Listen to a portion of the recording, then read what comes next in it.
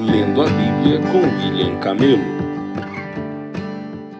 Dia 21 de junho. 2 Reis 1, 2:25. Depois da morte do rei Acabe, a terra de Moabe se rebelou contra Israel. Certo dia, Acacias caiu pela grade de um cômodo no terraço de seu palácio em Samaria e ficou gravemente ferido. Ele enviou mensageiros ao templo de Baal-Zebubi, deus de Ecrom, para saber se iria se recuperar. O anjo do Senhor, porém, disse a Elias de Tisbe: vá ao encontro dos mensageiros do rei de Samaria e diga-lhes: acaso não há Deus em Israel? Por que vão consultar Baal-Zebubi, o deus de Ecrom? Por isso, assim diz o Senhor: você nunca mais se levantará da cama onde está. Certamente morrerá. Então Elias partiu. Quando os mensageiros voltaram ao rei, ele lhes perguntou: por que voltaram tão depressa? Eles responderam: um homem veio ao nosso encontro e nos instruiu a voltarmos ao rei e lhe darmos esta mensagem. Assim diz o Senhor: acaso não há Deus em Israel? Por que enviou os seus homens para consultar Baal-Zebubi, o deus de Ecrom? Por isso, nunca mais se levantará da cama onde está, certamente morrerá. Como era o homem que lhe anunciou esta mensagem? Perguntou o rei. Eles responderam: vestia as roupas feitas de pelos e usava um cinto de couro. Era Elias de Tisbe, exclamou o rei. Em seguida, enviou um capitão de seu exército com 50 soldados para prender Elias. Eles o encontraram sentado no alto de um monte. O capitão lhes disse: homem de Deus, o rei ordena que você desça conosco. Elias respondeu ao capitão: se sou homem de Deus, que desça fogo do céu e destrua você e seus 50 soldados. Então desceu fogo do céu e matou todos eles. O rei enviou outro capitão com 50 soldados. O capitão disse a Elias: homem de Deus, o rei ordena que você desça imediatamente. Elias, porém, respondeu: se sou homem de Deus, que desça fogo do céu e destrua você e seus 50 soldados. Novamente desceu fogo do céu e matou todos eles. Pela terceira vez o rei enviou um capitão com 50 soldados. Esse capitão, porém, subiu o monte todo, ajoelhou-se diante de Elias e implorou: ó homem de Deus, por favor, poupe minha vida e a vida desses seus 50 servos. Sabemos que desceu fogo do céu e destruiu os outros 2 capitães e seus grupos de soldados. Mas agora peço que poupe minha vida. Então o anjo do Senhor disse a Elias: desça com ele e não tenha medo. Assim Elias se levantou, desceu e foi falar com o rei. Elias disse ao rei: assim diz o Senhor: porque enviou mensageiros para consultar Baal-Zebubi, o deus de Ecrom? Acaso não há Deus em Israel? Por isso você nunca mais se levantará da cama onde está, certamente morrerá. Então Acacias morreu conforme o Senhor havia anunciado por meio de Elias. Acacias não tinha nenhum filho para reinar em seu lugar, de modo que seu irmão Jorão foi seu sucessor. Isso aconteceu no 2º ano do reinado de Jeorão, filho de Josafá, rei de Judá. Os demais acontecimentos do reinado de Acacias e tudo o que ele fez estão registrados no livro da história dos reis de Israel. Quando o Senhor estava para levar Elias ao céu, num redemoinho, Elias e Eliseu partiram de Gilgal. No caminho, Elias disse a Eliseu: fique aqui, pois o Senhor me mandou ir a Betel. Elias, porém, respondeu: tão certo como vive o Senhor e tão certo como a sua própria vida, não o deixarei. E desceram juntos a Betel. O grupo de profetas de Betel foi ao encontro de Eliseu e lhes perguntaram: você sabe que o Senhor levará seu mestre hoje? Sim, eu sei, respondeu Eliseu, mas não falem sobre isso. Então Elias disse a Eliseu: fique aqui, pois o Senhor me mandou ir a Jericó. Mas Eliseu respondeu novamente: tão certo como vive o Senhor e tão certo como a sua própria vida, não o deixarei. E foram juntos a Jericó. O grupo de profetas de Jericó foi ao encontro de Eliseu e lhes perguntou: você sabe que o Senhor levará seu mestre hoje? Sim, eu sei, respondeu Eliseu, mas não falem sobre isso. Então Elias disse a Eliseu: fique aqui, pois o Senhor me mandou ir ao rio Jordão. Mais uma vez, porém, Eliseu respondeu: tão certo como vive o Senhor e tão certo como a sua própria vida, não o deixarei. E seguiram juntos pelo caminho.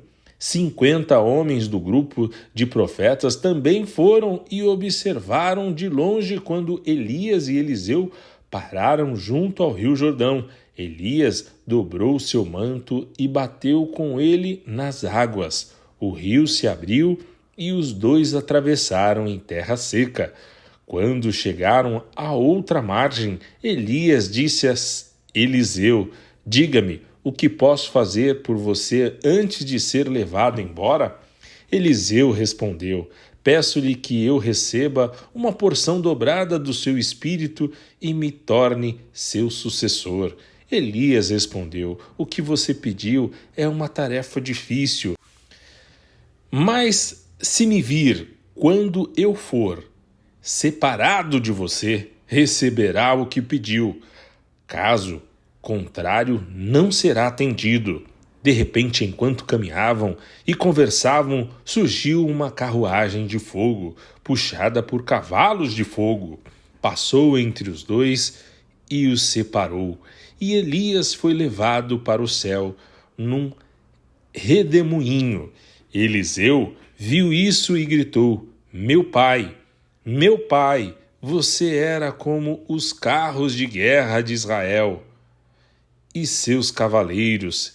E quando ele sumiu da vista, Eliseu rasgou as suas roupas ao meio. Em seguida, pegou o manto de Elias que tinha caído e voltou à margem do Jordão. Bateu nas água com o manto e gritou: onde está o Senhor, o Deus de Elias? Então o rio se dividiu e Eliseu o atravessou. Quando os membros do grupo de profetas de Jericó viram o que havia acontecido, exclamaram: o espírito de Elias repousou sobre Eliseu. Então foram encontrar-se com Eliseu e se curvaram com o rosto no chão diante dele. Disseram: nós, seus servos, temos 50 homens corajosos que podem procurar seu mestre no deserto. Talvez o Espírito do Senhor o tenha deixado em algum monte ou em algum vale. Não envie ninguém, disse Eliseu. Mas insistiram tanto que por fim, constrangido, ele consentiu. Está bem, enviem os homens. Os 50 homens procuraram por 3 dias, mas não encontraram Elias. Eliseu ainda estava em Jericó quando eles voltaram. E disse: não lhes falei que não fossem? Certo dia, alguns moradores de Jericó disseram a Eliseu: temos um problema, meu senhor.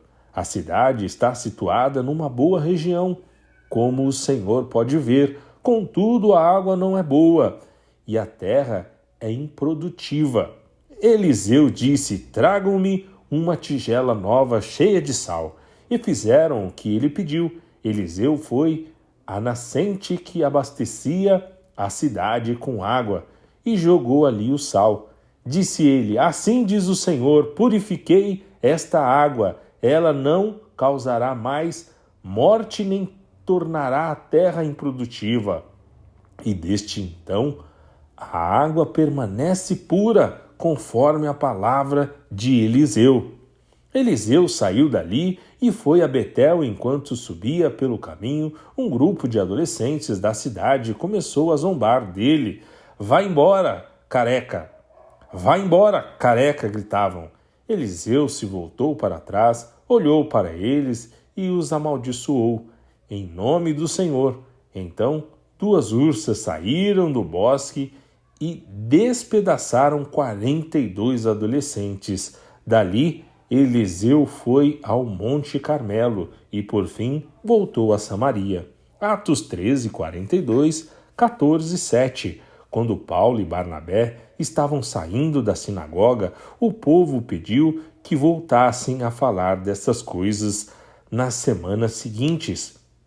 Muitos judeus e gentios, devotos convertidos ao judaísmo, seguiram Paulo e Barnabé, que insistiam com eles para que continuassem a confiar na graça de Deus. No sábado seguinte, quase toda a cidade compareceu para ouvir as palavras do Senhor. Quando alguns dos judeus viram as multidões, ficaram com inveja, de modo que difamaram Paulo e contestavam tudo o que ele dizia. Então Paulo e Barnabé se pronunciaram corajosamente, dizendo: era necessário que pregássemos a palavra de Deus primeiro a vocês, judeus, mas uma vez que vocês as rejeitaram e não se consideraram dignos da vinda eterna, agora vamos oferecê-la aos gentios. Pois foi isso que o Senhor nos ordenou quando disse: fiz de vocês uma luz para os gentios, para levar a salvação até os lugares mais distantes da terra. Quando ouviram isso, os gentios se alegraram e agradeceram ao Senhor por essa mensagem, e todos que haviam sido escolhidos para a vida eterna creram. Assim, a palavra do Senhor se espalhou por toda aquela região.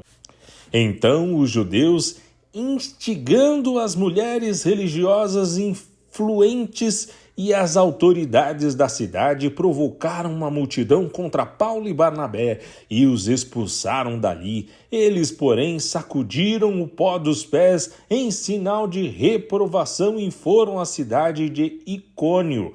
E os discípulos estavam cheios de alegria e do Espírito Santo. Em Icônio, Paulo e Barnabé também foram à sinagoga judaica e falaram de tal modo que muitos creram, tanto judeus como gentios. Alguns dos judeus que não creram, porém, incitaram os gentios e envenenaram a mente deles contra Paulo e Barnabé.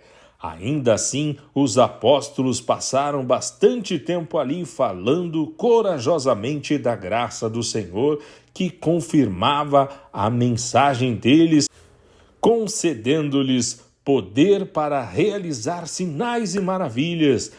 Com isso, o povo da cidade ficou dividido. Alguns tomaram partido dos judeus e outros dos apóstolos. Então um grupo de gentios judeus e seus líderes resolveu atacá-los e apedrejá-los. Quando os apóstolos souberam disso, fugiram para a região da Licaônia, para as cidades de Listra e Derbe e seus arredores, e ali anunciaram as boas novas. Salmos 139, 1 a 24. Ó Senhor, Tu examinas meu coração e conheces tudo a meu respeito. Sabes quando me sento e quando me levanto. Mesmo de longe conheces meus pensamentos. Tu me vês quando viajo e quando descanso. Sabes tudo o que faço. Antes mesmo de eu falar, Senhor, sabes o que vou dizer.